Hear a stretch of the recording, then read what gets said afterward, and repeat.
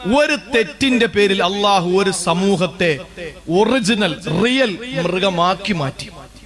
അതാരാ? അത് കേട്ടോളി, അതിന്റെ കാരണം കൂടെ പഠിച്ചോളി, അള്ളാഹു നമ്മളെ കാത്തുരക്ഷിക്കട്ടെ. അത് വേറെ ആരുമല്ല, അഭിപ്രായങ്ങൾ പലതും തഫ്സീറുകളിൽ കാണാൻ കഴിയുന്നു. മൂസാ നബിയുടെ അനുയായികളാണ്, അല്ല ദാവൂദ് നബിയുടെ അനുയായികളാണെന്നും അഭിപ്രായമുണ്ട്. ആരും ആയിക്കോട്ടെ, ആരാണെങ്കിലും ജൂതന്മാരാ, കക്ഷി ജൂതന്മാരാ. വെള്ളിയാഴ്ച ആരുടെ ഇബാദത്താണ്? ഒന്ന് പറയും. വെള്ളിയാഴ്ച ആർക്കാ? വെള്ളിയാഴ്ച പള്ളിയിൽ പോകുന്ന ആരാ? ഇവിടെ വെള്ളിയാഴ്ച അല്ലേ? മുസ്ലിമീങ്ങളാണ്. വെള്ളിയാഴ്ച അള്ളാഹു മുസ്ലിമീങ്ങൾക്ക് കൊടുത്തു. ജുമുഅ എന്ന് പറഞ്ഞാൽ ഇജ്തിമാഉൻ നാസ്, ജനങ്ങൾ ഒരുമിച്ച് കൂടും. അന്ന് പല പല പള്ളികളിലായി കൂടുന്നവരൊക്കെ ഒരുമിച്ച് കൂടുന്നത് ജുമുഅയ്ക്കാണ്. അപ്പൊ അതുകൊണ്ടാണ് അതിന് ജുമുഅ എന്ന് പേര് കിട്ടിയത്. ശനിയാഴ്ച, ഞായറാഴ്ച ക്രിസ്ത്യാനികൾക്കാണ്. ഞായറാഴ്ചയല്ലേ അവരുടെ പള്ളിയിൽ പോക്ക് ആണ്.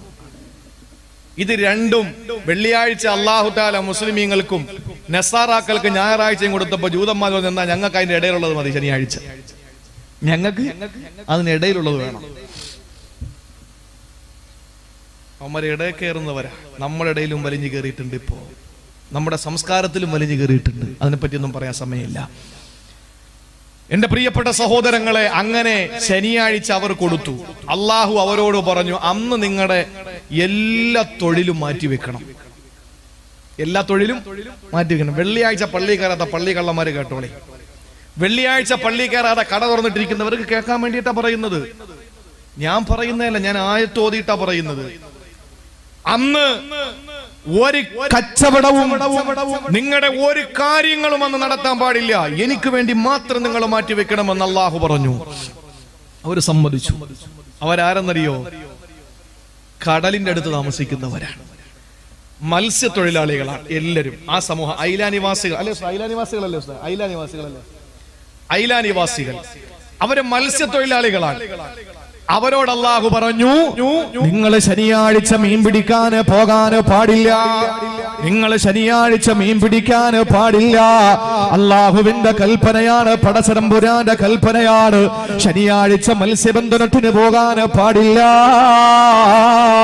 അന്ന് ദിവസം നിങ്ങൾ ചോദിച്ചു വാങ്ങിയതല്ലേ, എനിക്ക് വേണ്ടി മാറ്റിവെക്കണമെന്ന് അല്ലാഹു പറഞ്ഞപ്പോ, സഹോദരങ്ങളെ, ഞായറാഴ്ച മീനില്ല, തിങ്കളാഴ്ച മീനില്ല, ചൊവ്വാഴ്ച മീനില്ല, ബുധനാഴ്ച മീനില്ല, വേഴവും വെള്ളിയും മീനില്ല. ശനിയാഴ്ച കടലിലേക്ക് നോക്കുമ്പോ കടലിലൂടെ മീനിങ്ങനെ തുള്ളിച്ചാടുകയാ, അത് കരയിലൂടെ ഓടിച്ചാടി നടക്കുകയാ. ശനിയാഴ്ച നോക്കുമ്പോൾ മീന് നല്ല സുലഭമായുണ്ട്. അല്ലാഹു പറഞ്ഞു, ശനിയാഴ്ച മീൻ പിടിക്കല്ലേ, ശനിയാഴ്ച മീൻ പിടിക്കല്ലേ, നിങ്ങൾ അല്ലാത്ത ദിവസങ്ങളിലാണ് മീൻ പിടിക്കേണ്ടതെന്ന് പറഞ്ഞു. അല്ലാഹു ഒരു പരീക്ഷണമാണ് നടത്തിയതൊരു പരീക്ഷണമാ. സഹോദരങ്ങളെ, ഞായറാഴ്ച മുതൽ വെള്ളിയാഴ്ച വരെ മത്സ്യമില്ല, ശനിയാഴ്ച ധാരാളം മീൻ അല്ലാഹു കൊടുത്തു എന്നിട്ട് പറഞ്ഞു, തൊട്ടുപോകരുത്. സഹോദരങ്ങളെ, അവിടെ ആളുകൾ കൂടിയിട്ട്, അവിടത്തെ കുറെ പുരോഹിതന്മാര് കൂടിയിട്ട് പറഞ്ഞു, അല്ലാഹു പറഞ്ഞത് എന്താണ്? ശനിയാഴ്ച മീൻ പിടിക്കല്ലേ എന്നല്ലേ പടച്ചവന് പറഞ്ഞത്, എന്നാ നമുക്ക് ശനിയാഴ്ച മീൻ പിടിക്കണ്ട. അവരെന്ത് ചെയ്തെന്നറിയോ? അല്ലാഹുവിന്റെ കൽപ്പനകളും നിരോധനങ്ങളുടെയും അസ്തിവാരം മനസ്സിലാക്കാതെ, അസ്തിത്വം മനസ്സിലാക്കാതെ ഏതോ ഒരു അക്ഷരത്തിൽ തൂങ്ങിയിട്ട് അക്ഷരത്തിൽ തൂങ്ങുകയാ. അല്ലാഹുവിന്റെ ഏതോ ഒരു വാക്കിൽ ഇങ്ങനെ തൂങ്ങുകയാ. അല്ലാഹു പറഞ്ഞു, ശനിയാഴ്ച നിങ്ങൾ മീൻ പിടിക്കാൻ പാടില്ല. സഹോദരങ്ങളെ, അവര് ചെയ്ത എന്തെന്നറിയോ? അവര് ശനിയാഴ്ച വന്നു, ഒരു വലിയ ജലാശയം ഉണ്ടാക്കിയിട്ട്, സമാന്തരമായ ഒരു ജലാശയം ഉണ്ടാക്കി. എന്നിട്ട് കടലിൽ നിന്ന് ഒരു ചെറിയ വഴി വെട്ടിയിട്ടു ആ ജലാശയത്തിലേക്ക്. ശനിയാഴ്ച മീൻ ഇങ്ങനെ വന്ന് മറിയുമ്പോ ആ ജലാശയത്തിലേക്കുള്ള ചെറിയ വഴിയിലൂടെ മീൻ ഇങ്ങനെ ഒലിച്ച് മറ്റേ ജലാശയത്തിൽ വരാൻ തുടങ്ങി. സമാന്തരമായി അവരുണ്ടാക്കിയ ജലാശയത്തിൽ വന്ന് നിറയാൻ തുടങ്ങി. ഞായറാഴ്ച ഇറങ്ങിയിട്ട് ഒരു മീൻ പിടിക്കാൻ തുടങ്ങി. അല്ലാഹു പറഞ്ഞത് ശനിയാഴ്ച മീൻ പിടിക്കരുതെന്നാണ്. അവര് പറഞ്ഞു, എന്നാൽ നമുക്ക് പിടിക്കണ്ട, ശനിയാഴ്ച മീൻ പിടിച്ചാലല്ലേ പ്രശ്നമുള്ളൂ. അന്നവര് വഴി തെളിച്ചു വിട്ടു. സമാന്തരമായി ജലാശയം ഉണ്ടാക്കിയിട്ട് കടലിൽ നിന്ന് മത്സ്യമാ വഴിയിലൂടെ ജലാശയം തിങ്ങി നിറഞ്ഞപ്പോൾ ഞായറാഴ്ച വരെ മീൻ പിടിക്കാൻ തുടങ്ങുകയാ. സഹോദരങ്ങളെ ശ്രദ്ധിക്കണേ, അള്ളാന്റെ പരിശുദ്ധമായ ഖുർആൻ സൂറത്തുൽ ബഖറയിലൂടെ അല്ലാഹ് പറയുകയാ, വലഖദ് അലിംതുമുൽ ലദീന തദൗ മിൻകും ഫിസ്സബ്ത്. ശനിയാഴ്ച പരിധി വിട്ടവരെ നബിയേ നിങ്ങൾക്കറിയില്ലേ? നിശ്ചയം നിങ്ങൾ അറിയണേ പ്രവാചകരെ, അറിയണേ വിശ്വാസികളെ, അവര് ശനിയാഴ്ച ദിവസം പരിധി വിട്ടവരാ. ഫഖുൽനാ ലഹും കൂനൂ ഖിറദതൻ ഖാസീ. അല്ലാഹു അവരോട് പറഞ്ഞു, നിങ്ങൾ കുരങ്ങന്മാരാകണേ, കുരങ്ങന്മാരായി മാറണേ. അല്ലാഹു പറയുകയാ. ആ സമയത്ത് സഹോദരങ്ങളെ, ജനങ്ങൾ 3 വിഭാഗമായി. 70,000-ഓളം വരുന്ന ജനങ്ങളാണ്. അതിൽ 12,000-ഓളം വരുന്ന ജനങ്ങള് അവര് നേരെ മാറി നിന്നു, പടച്ചവന്റെ വാക്ക് ധിക്കരിച്ചില്ല. അതിൽ ഒരു വിഭാഗം പോയില്ല, പക്ഷെ പോയവരെ തടഞ്ഞില്ല. ഒരു വിഭാഗം നേരെ മീൻ പിടിക്കാൻ ചെന്നവരാ. അവരെ അല്ലാഹു തആല കുരങ്ങന്മാരാക്കി മാറ്റി. 3 രാവും 3 പകലും കഴിഞ്ഞപ്പോ ഒരു സമൂഹത്തിന് വലിയ സന്ദേശം കൊടുത്തുകൊണ്ട് അല്ലാഹുവിന്റെ ഖുർആൻ പറഞ്ഞല്ലോ, അവരാർക്കാണ്? സമകാലീനർക്കും വരാനുള്ള ആളുകൾക്കും അവരൊരു ഗുണപാഠമാണ്.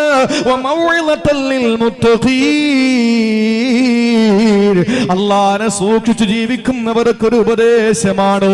സഹോദരങ്ങള്, അല്ലാഹുവിന്റെ വാക്ക് ധിക്കരിച്ചുകൊണ്ട് അക്ഷര കൂമ്പാരങ്ങളിൽ പിടികൂട്ടിയിട്ട് അല്ലാഹുവിന്റെ വാക്കിനെ ധിക്കരിച്ചുകൊണ്ട് ആ മീൻ പിടിക്കാൻ ഇറങ്ങിയ കടൽ തൊഴിലാളികളെ, മത്സ്യബന്ധന തൊഴിലാളികളെ അല്ലാഹു ഐലാനിവാസികളോട് പറഞ്ഞത്, കൂനൂ ഖിറദതൻ ഖാസീൻ, നിങ്ങൾ കുരങ്ങന്മാരായി മാറാൻ പറഞ്ഞു. അല്ലാഹു നേരെ കോലം മറിച്ചു. നമുക്ക് അല്ലാഹു തന്ന ദിവസം ഏതാ? വെള്ളിയാഴ്ച. അന്ന് മിമ്പറിൽ നിന്ന് ഖത്തീബ് താഴെ ഇറങ്ങട്ടെ എന്നും പറഞ്ഞ് കടയും തുറന്നിരുന്നാൽ അല്ലാഹു നമ്മളെ കോലം മറിച്ചാലോ? എന്തായിരുന്നാലും മുത്തുനബി ദുആ ചെയ്തു, ഈ ലോകത്ത് വെച്ച് നമ്മൾ കോലം മറിക്കപ്പെടൂല. നാളെ പരലോകത്ത് ഇതിന് വ്യക്തമായ രീതിയിൽ പടച്ചവനടുത്ത് കണക്ക് പറയേണ്ടി വരും. അതുകൊണ്ട് എന്റെ സഹോദരങ്ങളെ, ലാസ്റ്റ് എന്റെ സഹോദരങ്ങളോട് എനിക്ക് പറയാനുള്ളത്, കുരങ്ങന്മാരായ ഒരു സമൂഹം മാറിയത് ധിക്കാരത്തിന്റെ പേരിലാണ്. ധിക്കാരത്തിന്റെ പേരിലാണ് അല്ലേ? അല്ലാഹു പറഞ്ഞത് സിനിമ കാണരുതെന്നാണ്. നമ്മൾ പറയും അതൊക്കെ ചിലപ്പോൾ തിയേറ്ററുമായി ബന്ധപ്പെട്ടതായിരിക്കും. മൊബൈലിലൂടെ കൂടെ കുഴപ്പമില്ല, മൊബൈലിലൂടെ കൂടെ ആണെങ്കിൽ കുഴപ്പമില്ല അല്ലേ? അല്ലാഹു പറഞ്ഞത് ഏതൊരു കാര്യമാണോ ആ കാര്യം അല്ലാഹുവിന്റെ പ്രവാചകൻ പറഞ്ഞു, കറുപ്പ് അടിക്കൽ, ഡൈ പുരട്ടൽ, അത് നിഷിദ്ധമാണ്, ഹറാമാണ്. അതിന്റെ അടയാളം, അതിന്റെ ഐന് നമ്മുടെ ദാടിരോമങ്ങളിലോ തലമുടിയിലോ ഉണ്ടെങ്കിൽ വെള്ളം ചേരൂല. അവന്റെ നിസ്കാരം പോലും ശരിയല്ല. ഭാര്യയോടൊത്ത് കിടന്ന് ശാരീരിക ബന്ധം കഴിഞ്ഞതിന് ശേഷം ഇരും വാരി തേച്ചിട്ട് അവന് കുളിക്കാൻ പോകുമ്പോ ആ ഭാഗം വെള്ളം ചേരൂല. അവൻ പള്ളിയിൽ വന്ന് ഖുർആൻ എടുക്കുന്നത് ഹറാം, പള്ളിക്കകത്ത് താമസിക്കുന്നത് ഹറാം. അവൻ ആ രീതിയിൽ തന്നെയാണ് നിസ്കാരമെങ്കിൽ ആ നിസ്കാരത്തിനും അല്ലാഹു അവന് ശിക്ഷ കൊടുക്കുന്നു. സുജൂദ് ചെയ്യൽ ഹറാമാണ്. അവന് ഹറാമിന്റെ മേൽ ഹറാം ചെയ്ത് അവൻ ആ രീതിയിൽ തന്നെ അവന്റെ ജീവിതത്തെ മോശമായ രീതിയിൽ കൊണ്ടുപോകുന്നു അല്ലേ? നമ്മൾ പറയുന്നു, ഉസ്താദേ അത് കറുപ്പല്ല, അത് ഹന്നാണ്. ഗൾഫിൽ നിന്നൊക്കെ 2 അറബി വാക്ക് പഠിച്ചുകൊണ്ട് വന്നിട്ട് നമ്മൾ നമ്മുടെ ഇഷ്ടത്തിന് ഇങ്ങനെ മാറ്റിമറിച്ചുകൊണ്ടിരിക്കുകയാണ്. അത് ധിക്കാരമാണ്. അവര് ശനിയാഴ്ച മീൻ പിടിക്കല്ലേ എന്ന് പറഞ്ഞപ്പോ അന്ന് റോഡ് വെട്ടിയിട്ട്, വഴി വെട്ടിയിട്ട്, വേറൊരു ജലാശയത്തിൽ മീൻ കൊണ്ട് തട്ടിയിട്ട് ഞായറാഴ്ച പിടിച്ച മോന്മാരാ. അവരെ അല്ലാഹു തആല കുരങ്ങന്മാരാക്കി മാറ്റിമറിച്ചു എങ്കിൽ പടച്ചവന് വലിയ താമസമൊന്നുമില്ല നമ്മളെ കോലം മറിക്കാൻ. അതുകൊണ്ട് എന്റെ പ്രിയപ്പെട്ട സഹോദരങ്ങളെ, നമ്മുടെ ജീവിതത്തിൽ ധിക്കാരം നമുക്ക് മാറ്റാം. ധിക്കാരം നമ്മൾ മാറ്റിയേ മതിയാവൂ. അനുസരണയുള്ളവരായി നമ്മൾ മാറും. എന്ത് റബ്ബ് പറഞ്ഞോ കണ്ണ് അടച്ച് പൂട്ടി നമ്മൾ അങ്ങ് വിശ്വസിക്കുക. കണ്ണടച്ച് പൂട്ടി വിശ്വസിക്കുക. 2 ഉദാഹരണങ്ങൾ പറഞ്ഞുകൊണ്ട് ഞാൻ അവസാനിപ്പിക്കാൻ. ഒരു നന്മയുടെ ഉദാഹരണം, ഒരു തിന്മയുടെ ഉദാഹരണം. നമ്മുടെ കിബില ഏതാണ്? പോകുന്നെങ്കിൽ എന്റെ സഹോദരങ്ങളെ, പരിശുദ്ധ ഹജ്ജ് കഴിഞ്ഞിട്ട് ഉംറയുടെ സീസൺ തുടങ്ങുന്നതിന് മുമ്പ് നമുക്ക് പോകാൻ കഴിയണം. ഞാൻ അൽഹംദുലില്ലാ ഉസ്താദേ ഒരു 5 ദിവസത്തേക്ക് ഞാൻ പോയി. ഒരു 2 ആഴ്ചക്ക് മുമ്പ് ഹജ്ജിന്റെ അവസാനത്തെ ആളും കയറിയതിനു ശേഷം അതിന്റെ 3 ദിവസം കഴിഞ്ഞപ്പോൾ ഞാൻ ഇവിടെ നിന്ന് പോയി 5 ദിവസത്തേക്ക്. അൽഹംദുലില്ലാ വളരെ മനോഹരമായി. കാരണം ഹിജ്റ ഇസ്മായിലിനകത്തും മീസാബിന്റെ താഴെയും അതുപോലെ മുൽതസമിലും ഹജറുൽ അസ്വദൊക്കെ ക്യൂ നിർത്തിയിട്ട് മുത്തിപ്പിക്കുകയാണ്. ഹജറുൽ അസ്വദ് നമുക്ക് മുത്താൻ ആഗ്രഹം ഉണ്ടെങ്കിൽ ആ ലൈനിന്റെ പുറകിൽ പോയി നിൽക്കുക. പെട്ടെന്ന് പോലീസുകാര് ആ ഹജറുൽ അസ്വദ് ചുംബിച്ചിട്ട് നമ്മളെ പെട്ടെന്ന് വിടും. വീണ്ടും ഒന്നുകൂടെ ആഗ്രഹം ഉണ്ടെങ്കിൽ ആ ലൈനിന്റെ പുറകിൽ വീണ്ടും കയറി നിൽക്കുക. വീണ്ടും നമുക്ക് ഊഴം കിട്ടി, നമ്മൾ മുത്തി കിട്ടി, വീണ്ടും ഈ രീതിയിൽ ആളുകൾ കുറഞ്ഞ, തിരക്ക് കുറഞ്ഞ ഒരു സമയം മദീനത്തുൻ നബവിയിൽ റിയാദുൽ ജന്ന, റൗളത്തും മിൻ റിയാദുൽ ജന്ന എന്ന് പറയുന്ന ആ സ്ഥലത്ത് 2 റക്അത്ത് നിസ്കരിക്കാൻ മണിക്കൂറുകളോളം ക്യൂ നിൽക്കേണ്ട സാഹചര്യമാണ് സീസണിൽ. പക്ഷേ അൽഹംദുലില്ലാഹ് അവിടെ ചെല്ലുമ്പോ തിരക്ക് കുറഞ്ഞിട്ട് എത്ര സമയം വേണമെങ്കിലും അതിനകത്തിരുന്ന് ഇബാദത്ത് എടുക്കാൻ പറ്റുന്ന സമയം. നമ്മുടെ പരിശുദ്ധമായ ഖിബ്ല അത് പുണ്യ കഅബയാണ്. പക്ഷേ അതിനു മുമ്പ് 17 മാസക്കാലം നമ്മുടെ പ്രവാചകനും സ്വഹാബത്തും തിരിഞ്ഞു നമസ്കരിച്ചത് ബൈത്തുൽ മുഖദ്ദസിലാണ്. നിങ്ങൾക്കറിയണോ? ഇന്നത്തെ നാട്ടുകാരാണെങ്കിൽ എന്തായിരിക്കും നിങ്ങൾ കരുതിക്കോളി. 17 മാസക്കാലം പരിശുദ്ധമായ ബൈത്തുൽ മുഖദ്ദസിലേക്ക് തിരിഞ്ഞ് നമസ്കരിക്കുമ്പോൾ ജൂതന്മാർക്ക് വലിയ സന്തോഷമായി. മസ്ജിദുൽ അഖ്സയിലേക്കാണല്ലോ തിരിഞ്ഞ് നമസ്കരിക്കുന്നത്. പക്ഷെ പ്രവാചകന്റെ മനസ്സിൽ ആഗ്രഹം വന്നു, അല്ലാഹ് പരിശുദ്ധമായ കഅബാലയമല്ലേ ഭൂമി ലോകത്തെ ആദ്യത്തെ ദേവാലയം, ആദ്യത്തെ കഅബാലയമല്ലേ, ആദ്യത്തെ പുണ്യ ദേവാലയം. അല്ലാഹുവേ അതിലേക്കൊന്ന് തിരിഞ്ഞ് നമസ്കരിച്ചാൽ കൊള്ളാമെന്ന മനസ്സിന്റെ മോഹം വന്നപ്പോ അതൊരു അസ്ർ നിസ്കാരത്തിലാണ് സഹോദരങ്ങളെ. അല്ലാഹുവിന്റെ റസൂൽ നിസ്കരിച്ച സഹാബത്ത് പിന്നാലെ നിസ്കരിക്കുകയാണ്. ഇന്ന് നമുക്ക് ചെന്നാൽ കാണാം മസ്ജിദുൽ ഖിബ്ലത്തൈനി എന്ന പേര് അറിയപ്പെടുന്ന പള്ളിയാ. 2 ഖിബ്ലയുള്ള പള്ളി എന്നാണ് ആ പള്ളി അറിയപ്പെടുന്നത്. ആ പള്ളിയിലാണ് റസൂലുള്ളാഹി അസ്ർ നിസ്കാരത്തിന് നേതൃത്വം കൊടുത്തു നിൽക്കുമ്പോ നബി തങ്ങളുടെ മനസ്സിന്റെ മോഹമാണ്, അല്ലാഹുവേ കഅബയിലേക്ക് തിരിച്ചാലോ എന്ന ചിന്ത വന്നപ്പോ ജിബ്രീൽ കടന്നു വന്നില്ലേ. പ്രവാചകനെ നിസ്കരിച്ചുകൊണ്ട് നിൽക്കുന്ന പ്രവാചകനെ അതേ അവസ്ഥയിൽ നേരെ തിരിച്ച് കഅബയിലേക്ക് അങ്ങ് നിർത്തിയില്ലേ. അത് കണ്ടിട്ട് വിശ്വാസികൾ അങ്ങ് തിരിഞ്ഞു നിന്നില്ലേ. സഹോദരങ്ങളെ, അടുത്ത സമയം വരെയും 2 മെഹ്റാബ് ഉണ്ടായിരുന്ന ആ പള്ളിയില്, അതാണ് മസ്ജിദുൽ ഖിബ്ലത്തൈനി എന്ന പേരറിയപ്പെടുന്ന പള്ളി. സഹോദരങ്ങളെ, വിഷയമതല്ല. 17 മാസക്കാല കഅബാലയത്തിലേക്കല്ല മസ്ജിദുൽ അഖ്സയിലേക്കാ തിരിഞ്ഞ് നമസ്കരിച്ചത്. അങ്ങനെ നമസ്കാരം സഹാബത്ത് നിർവഹിച്ചു കൊണ്ടിരിക്കുമ്പോ റസൂലുള്ളാഹിന്റെ പിന്നിൽ നിന്ന് നമസ്കരിച്ച ഖിബ്ലത്തൈനി പള്ളിയിൽ നിസ്കാരത്തിന് നേതൃത്വം കൊടുത്ത പ്രവാചകന്റെ പിന്നിൽ നിസ്കരിച്ച ഒരു സഹാബി, ആ സഹാബി പെട്ടെന്ന് നിസ്കാരം കഴിഞ്ഞ് പോകുമ്പോഴാണ് അടുത്ത പള്ളിയിൽ നിസ്കാരം നടക്കുന്നു. അതേ അസ്ർ മറ്റൊരു പള്ളിയിൽ നിസ്കാരം നടക്കുകയാ. സഹോദരങ്ങളെ, നമ്മുടെ ഏതോ ഒരു പള്ളിയിൽ, അടുത്ത പള്ളിയിൽ ളുഹർ നിസ്കാരം കഴിഞ്ഞ് നടന്നു പോകുമ്പോഴാണ് അടുത്ത പള്ളിയിൽ സമയം അഡ്ജസ്റ്റ് ചെയ്തിട്ട്, അല്ലെങ്കിൽ ആ ടൈമിന്റെ വ്യത്യാസം അനുസരിച്ച് അവിടെ നിസ്കാരം നടക്കാറുണ്ട്. ചിലപ്പോ ഖിബ്ലത്തൈനി പള്ളിയിൽ നിസ്കാരം കഴിഞ്ഞിട്ട് പോകുന്ന സഹാബി നോക്കുമ്പോ ആ പള്ളിയിൽ അസ്ർ നിസ്കാരമാണ്. ആ നിസ്കാരത്തിലെ സഹാബി നോക്കുമ്പോൾ കാണുന്നത് കഅബയിലേക്കാ, മസ്ജിദുൽ അഖ്സയിലേക്കാ തിരിഞ്ഞ് നിസ്കരിക്കുന്നത്. അല്ലാഹുവിന്റെ റസൂലിന്റെ സഹാബി ആ പള്ളിയുടെ മുന്നിൽ ചെന്ന് നിന്നുകൊണ്ട് പറഞ്ഞു, അശ്ഹദു ബില്ലാഹ് ലഖദ് സല്ലൈതു മഅ റസൂലില്ലാഹി ഖിബല മക്ക. അല്ലാഹുവിന്റെ റസൂലിനോടൊപ്പം ഞാൻ കഅബയിലേക്ക് തിരിഞ്ഞു നിന്ന് നിസ്കരിച്ചിട്ടാണ് ഞാൻ വന്നതെന്ന് പള്ളിയുടെ പുറത്ത് നിന്നൊരു സഹാബി വിളിച്ചു പറഞ്ഞപ്പോൾ, ശ്രദ്ധിക്കണേ തേവലക്കരക്കാരെ, അല്ലാഹുവിന്റെ റസൂലിന്റെ സഹാബി നബിയോടൊപ്പം ഖിബ്ലത്തൈനി പള്ളിയിൽ നിസ്കരിച്ചിട്ട് നബി തങ്ങളുടെ ആഗ്രഹം പോലെ ഖിബ്ല തിരിച്ചു കൊടുത്തു. ആ പള്ളിയിലെ നിസ്കാരത്തിലെ സഹാബത്തിന് നബിയോടൊപ്പം തിരിഞ്ഞു. ആ നിസ്കാരം കഴിഞ്ഞ് മടങ്ങി പോകുന്ന സഹാബി തൊട്ടപ്പുറത്തെ പള്ളിയിൽ അതേ അസ്ർ നടക്കുന്നു. അവര് തിരിഞ്ഞ് നിസ്കരിക്കുന്നത് കഅബയിലേക്കല്ല, കാരണം വിവരം കിട്ടിയിട്ടില്ല. അവര് നേരെ തിരിയുന്നത് മസ്ജിദുൽ അഖ്സയിലാണ്. ആ സഹാബി അവിടെ നിന്നുകൊണ്ട് വിളിച്ചു പറഞ്ഞു, ഇന്നി അശ്ഹദു ബില്ലാഹ് ലഖദ് സല്ലൈതു മഅ റസൂലില്ലാഹി ഖിബല മക്ക. അല്ലാഹുവിനെ സാക്ഷ്യപ്പെടുത്തുന്നു, പടച്ചവന് തന്നെയാണ് സത്യം, ഞാൻ എന്റെ റസൂലുള്ളാഹിന്റെ പിന്നിൽ നിന്നുകൊണ്ട് ഖിബലയിൽ കഅബയിലേക്ക് തിരിഞ്ഞ് നിസ്കരിച്ചിട്ട് വന്നവനാണ്. ഇതാരാണ് പറഞ്ഞതെന്ന് സഹാബാക്കൾ കൈകെട്ടി, ഇവര് കൈയഴിച്ചു നോക്കിയില്ല. അവര് നേരെ കഅബയിലേക്ക് അങ്ങ് തിരിഞ്ഞു. അവര് കഅബയിലേക്ക് നേരെ തിരിഞ്ഞു. ഇന്ന് നമ്മുടെ പള്ളിയിൽ വന്ന്, നമ്മുടെ മുന്നിൽ വന്ന് ഒരാളൊരു കാര്യം പറഞ്ഞാൽ നമ്മൾ ചോദിക്കും, നീ ഏത് സംഘടനക്കാരനാ, നീ ഏത് വകുപ്പാ? എല്ലാം പലതട്ടായില്ലേ, എല്ലാം പലതട്ടായില്ലേ? അതൊക്കെ പോട്ടെ. അപ്പോ നമ്മൾ ചോദിക്കും, നീ ഏത് വകുപ്പുകാരനാ? ഇപ്പൊ ഈ പള്ളി ഏത് സംഘടനയുടെ കീഴിലാണെന്ന് മെഹ്റാബിൽ തൂക്കിയിരിക്കുന്ന കലണ്ടർ നോക്കി അറിയാം. നമ്മുടെ പള്ളിയെ പറയുന്നത് വിഷമമാണെന്ന് എനിക്കറിയാം. സഹോദരങ്ങളെ,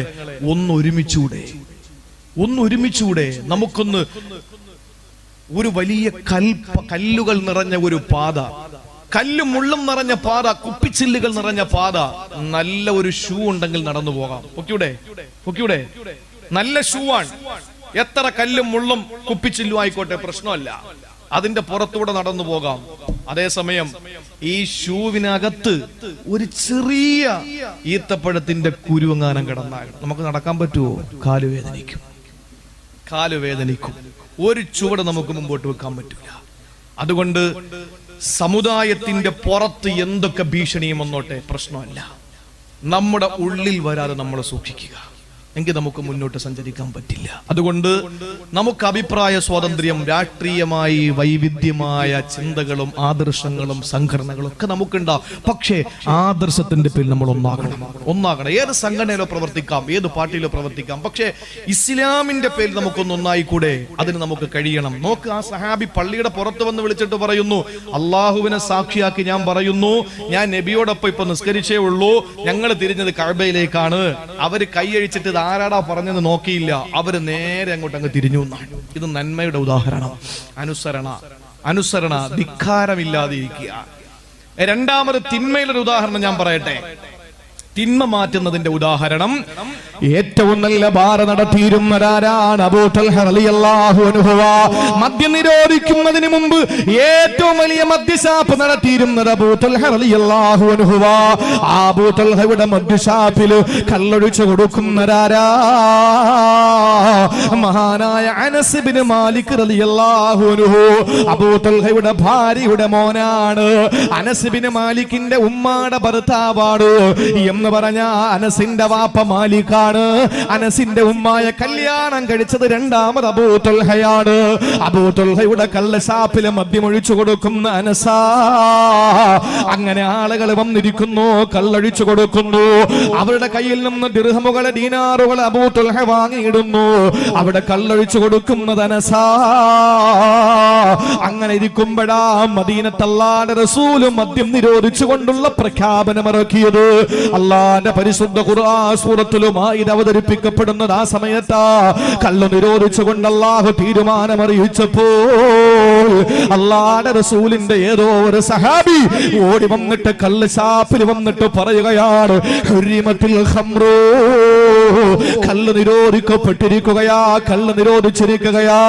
ഇതങ്ങോട്ട് പറഞ്ഞപ്പോൾ അനസ് റളിയല്ലാഹു അൻഹു വലിയ കള്ള് പാത്രത്തിൽ നിന്ന് ചെറിയ കള്ള് കോപ്പയിലേക്ക് കള്ളൊഴിച്ചു കൊണ്ടിരിക്കുമ്പോൾ അനസ് റളിയല്ലാഹു അൻഹുവിന്റെ കള്ളൊഴിച്ചു കൊടുക്കുന്ന, കള്ള് കുടിച്ചവന് കാശ് കൊടുക്കുന്നത് വാങ്ങി അബൂ തൽഹ എന്ന ബാർ മുതലാളി മേശവിരിപ്പിലേക്ക് വലിച്ചിട്ട് കൊണ്ടിരിക്കുമ്പോ ഒരു സഹാബി വന്നിട്ട് പറയുന്നു, ഹുരിമത്തുൽ ഖംറു, കള്ള് നിരോധിച്ചിരിക്കുകയാണ്, കള്ള് നിഷിദ്ധമാക്കപ്പെട്ടിരിക്കുകയാണെന്ന് പറഞ്ഞപ്പോൾ ഒരു സെക്കൻഡ് പോലും അടിച്ചു നിൽക്കാതെ അബൂ തൽഹ തിരിപ്പിടത്തിൽ നിന്ന് ചാടി എഴുന്നേറ്റുകൊണ്ട് അനസ് എന്ന് പറയുന്ന അവിടെ സെർവന്റായി നിൽക്കുന്ന, അവിടെ സപ്ലയറായി നിൽക്കുന്ന അനസ് റളിയല്ലാഹു അൻഹുവിനോട് മുതലാളിയായ അബൂ തൽഹ പറയുകയാണ്, യാ അനസ് അഹ്രിക ഹാദിഹിൽ ഖിലാൽ, ഈ കന്നാസുകൾ അടിച്ചു പൊട്ടിച്ചൊഴുക്കൂ അനസേ.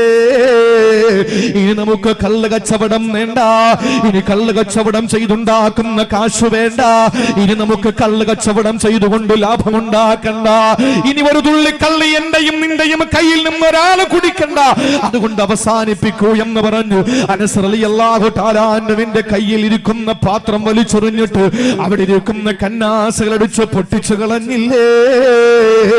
ഒരു തിന്മയിൽ നിന്ന് ഒളിച്ചോടാൻ ഏതോ ഒരു സഹാബി വന്ന് പറഞ്ഞപ്പോ ആ വാക്ക് വിശ്വസിച്ചവരാ സഹാബത്തെങ്കില് നന്മയിൽ മുന്നേറാൻ ഒരു വാക്കുമതി. പ്രിയപ്പെട്ടവര്, തിന്മയിൽ നിന്നുള്ള മോചനത്തിനൊരു വാക്കുമതി, അതിന് ധിക്കാരമില്ലാതിരിക്കണം. അങ്ങനെ ധിക്കാരപൂർവ്വം പ്രവർത്തിക്കുന്നവരെ പറ്റി അള്ളാഹു പരിചയപ്പെടുത്തിയത്, നിങ്ങൾ നിന്യന്മാരായ കുരങ്ങുകളായി മാറൂ. അള്ളാന്റെ ഖുർആൻ ഖുർആനിന്റെ ശക്തമായ താക്കീതാണെങ്കിൽ എന്നെ ശ്രവിക്കാൻ വേണ്ടി വന്നിരിക്കുന്ന മർഹബ യുവജന വേദിയുടെ 6 വയസ്സ് പൂർത്തിയായ ഈ മഹാസംരംഭത്തിന്റെ അവസാന ദിവസത്തിന്റെ പ്രഭാഷണത്തിന്റെ സമാപന സമയത്ത് എന്റെ വിശ്വാസ സമൂഹത്തോട് പ്രിയപ്പെട്ടവരോട് പറയാനുള്ളത്, ഈ ജീവിതത്തിൽ ഞാനും നിങ്ങളും അശ്രദ്ധരാകാതെ നല്ല ഒരു ജാഗ്രത നമ്മുടെ ജീവിതത്തിൽ വരട്ടെ. എന്നിട്ട് നാൽക്കാലികളെ പോലെയാണെന്ന് അള്ള പറഞ്ഞ വിഭാഗത്തിൽ നിന്ന് മാറട്ടെ. ദുനിയാവിനോടുള്ള ഐകാസക്തിയോട് വിട പറയണേ. ഇല്ലെങ്കിൽ പട്ടി എന്ന പേര് നമുക്ക് വീട്. അതുപോലെ പഠിച്ചത് പ്രാവർത്തികമാക്കുന്ന അവസ്ഥയിൽ നിന്ന് മാറല്ലേ. എന്നാ നമ്മളെ പറ്റി കഴുതയെന്ന പേരാണ് യോജിച്ചത്. സഹോദരങ്ങളെ, ധാർമ്മികമായി അള്ളാന്റെ ദീനനുസരിച്ചുള്ള അനുസരണയോടെ ജീവിക്കുന്നവരായി മാറുക. ഇല്ലെങ്കിൽ ഒരു സമൂഹത്തെ ഈ ധിക്കാരപൂർവം ജീവിച്ചതിന്റെ പേരിൽ അള്ളാഹു നിന്യന്മാരായ കുരങ്ങുകളാക്കി മാറ്റിയെങ്കിൽ ചരിത്രത്തിൽ നിന്ന് ഗുണപാഠം ഉൾക്കൊണ്ടുകൊണ്ട്, ചരിത്രത്തിൽ നിന്ന് പാഠം ഉൾക്കൊണ്ട് ചരിത്രത്തിന്റെ ഭാഗമായി ചേരുക. സർവശക്തനായ തമ്പുരാൻ ചരിത്രത്തിലേക്ക് ഇഴകിച്ചേർന്ന, ചരിത്രത്തിലേക്ക് രക്തം കൊണ്ട് ചേർന്നു പോയ അലരി കുഞ്ഞുസ്താദിന്റെ നാട്ടില് അതേ നഗറിൽ നിന്നുകൊണ്ട് ഞാൻ പറയുകയാണ്, സഹോദരങ്ങളെ, നമുക്കൊരു മാറ്റം ഈ വയലുകൊണ്ട് വരട്ടെ. എനിക്ക് വരട്ടെ, എന്റെ സംഘാടകർക്ക് വരട്ടെ, എന്റെ പ്രിയപ്പെട്ട അനുവാചകരെ നിങ്ങൾക്കും വരട്ടെ. അള്ളാഹു നമ്മളെ നന്നാക്കട്ടെ, നമ്മുടെ ജീവിതത്തെ ഭാസുരമാക്കട്ടെ. അള്ളാഹു നമ്മുടെ ജീവിതത്തെ സന്തോഷത്തോടുകൂടി ജീവിച്ച് അവന് വേണ്ടി വിധേയപ്പെടാൻ, വേറെ ആരെയും നമ്മൾ ഭയക്കാതിരിക്കാൻ അള്ളാഹു നമുക്ക് ഈ സദസ്സ് കാരണമാക്കി അനുഗ്രഹിക്കുമാറാവട്ടെ.